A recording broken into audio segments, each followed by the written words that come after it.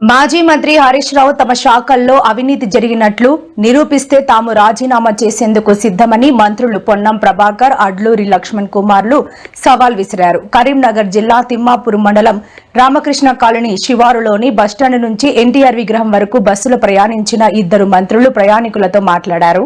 ఈ సందర్భంగా ప్రయాణికులు తాము ఎదుర్కొంటున్న సమస్యలను మంత్రులకు వివరించగా సమస్యల పరిష్కారానికి కృషి చేస్తానని హామీ ఇచ్చారు.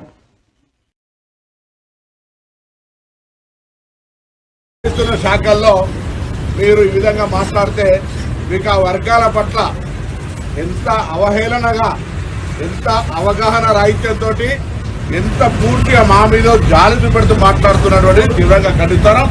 మేము కష్టపడి పెరిగొచ్చినాము.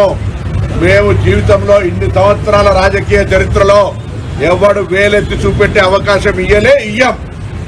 రాజకీయాలు ఉన్నంతసేపు రాజుగా ఉండాలి. రాజకీయాల నుంచి విడ్రా అయితే మన మహారాజులాగా బతకాలనుకుంటున్నారు తప్ప ఎక్కడ అటువంటి అవకాశం రానియము.